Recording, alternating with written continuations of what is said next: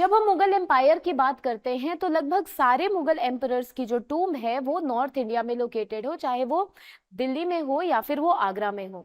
लेकिन एक ऐसे मुगल एम्परर रहे हैं जिनका की टॉम डेक्कन में लोकेटेड है और वो है औरंगजेब। औरंगजेब अकेले एक मुगल एम्परर है जिनका की टॉम महाराष्ट्र के डेक्कन में, महाराष्ट्र के खुलदाबाद में लोकेटेड है।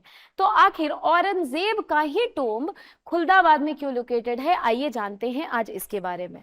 तो अगर मैं इसकी बात करूं तो औरंगजेब का जो टाइम पीरियड था वो 1615 एडी 1658 एडी टू 1707 एडी था। 1658 एडी टू 1707। और इनका जो टोम है, इनकी जो कब्र है वो कहाँ पे है, वो खुलदाबाद महाराष्ट्र में है। लेकिन इन्होंने रूल कहाँ से किया था, तो इन्होंने रूल आगरा से किया था। तो आखिर क्यों औरंगजेब की टॉम खुलदाबाद में है? तो औरंगजेब की टॉम खुलदाबाद में होने की वजह ये है कि ये औरंगजेब की मर्जी थी। जी हाँ, औरंगजेब ने अपने मरने से पहले एक विल लिखी थी। जब उन्हें ऐसा लग रहा था कि अब उनकी डेथ होगी तो उस टाइम पे उन्होंने अपनी एक वसीयत लिखी थी, जिसको कि वसीयतनामा कहते हैं या फिर उसको विल कहते हैं। औरंगजेब का यह कहना था कि मैं मेरी मौत के बाद मेरे शरीर को वही दफनाना जहां पे कि मेरे गुरु की का शरीर दफन है, यानी कि खुलदाबाद में।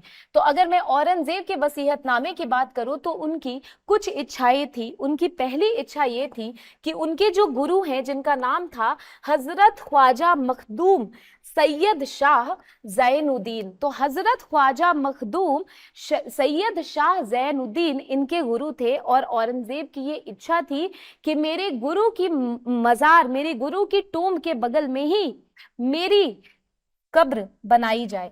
इसके अलावा जो दूसरी औरंगजेब की इच्छा थी वो ये थी कि उनकी जो कब्र हो वो कब्र मिट्टी की बनी हो, बहुत ही सिंपल बनी हो, उस पे बिल्कुल भी खर्चा ना किया जाए, बहुत ही सादी कब्र बनाई जाए और उसके ऊपर एक छोटा सा पौधा लगा दिया जाए जिस पौधे को कहते हैं सब्जा। ये जो सब्जा प्लांट होता है, इसके पत्ते को औरंगजेब जब जिंदा थे तो वो तोड़ के पानी में डाल के गर्मी के दिनों में पिया करते थे, क्योंकि कहते हैं कि वो पत्ते पानी को ठंडा कर देते थे। और ये औरंगजेब की इच्छा थी। और उन्होंने ये भी बोला था कि मेरी मौत के बाद टूम बनाने पे, कब्र बनाने पे बहुत ज्यादा पैसा खर्च करने की जरूरत नहीं है, यानी स्टेट के ट्रेजरी से पैसा नहीं निकालने के लिए उन्होंने अपने विल में, अपनी वसीयत में लिखी थी। तो अगर कुछ भी थोड़ा मोड़ा भी खर्चा होगा तो वो कहां से होगा? तो औरंगजेब ने बोला था, उसने विल में लिखा था कि जो वो टोपी बुनते थे या फिर जो वो कुरान की कॉपीज लिखते थे, उन कुरान की कॉपीज को बेच के जो पैसा मिलता था, उनके टोपी, उनकी कैप वीविंग से जो पैसा मिलता था, उसी पैसे को इस्तेमाल किया जाए उनकी कब्र को बनाने में। तो औरंगजेब की डेथ जो हुई थी वो अहमदनगर में हुई थी, जो कि महाराष्ट्र में है। उनकी डेथ के बाद उनकी बॉडी को अहमदनगर से खुलदाबाद लाया गया था। और खुलदाबाद लाने के बाद उनको वहीं पे दफनाया गया था। और टोटल उनकी कब्र को बनाने का जो खर्चा हुआ था वो मात्र 14 रुपए और 12 आना हुआ था, यानी कि बहुत ही कम। अगर हम मुमताज बेगम की बात करें, अगर हम शाहजहां की बात करें, तो उन्होंने जो ताजमहल बनाया, आपको पता है कि उसमें कितना खर्चा हुआ था। या फिर मुगल एम्पायर जो थे, उनके किंग्स एक्स्ट्रावेगेंटली खर्चा जो है वो आर्ट एंड आर्किटेक्चर पे करते थे। लेकिन औरंगजेब ने अपनी वसीयतनामा में लिखा था कि मेरी कब्र पे कोई खर्चा नहीं होना चाहिए, इसीलिए उनकी कब्र आप जब भी देखेंगे तो बिल्कुल मिट्टी की, काफी सादी है, उसके ऊपर सब्जा का एक पौधा भी लगा है।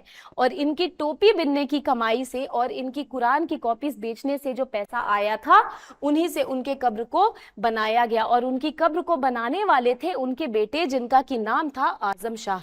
औरंगजेब ने लगभग 36 से 37 साल दक्खन में दिए थे, मतलब 36 से 37 साल उन्होंने डेक्कन में दिए थे। इसीलिए औरंगजेब की डेक्कन एक्सपीडिशन को डेक्कन अल्सर का भी नाम दिया जाता है, जिसको कि कहा जाता है कि इस डेक्कन अल्सर ने, इस डेक्कन के एक्सपीडिशन ने, इस डेक्कन के वॉर ने कहीं ना कहीं औरंगजेब को, ट्रेजरी को खाली किया था, औरंगजेब को खाली किया था। और यही डेक्कन अल्सर औरंगजेब की मौत का कारण भी बना।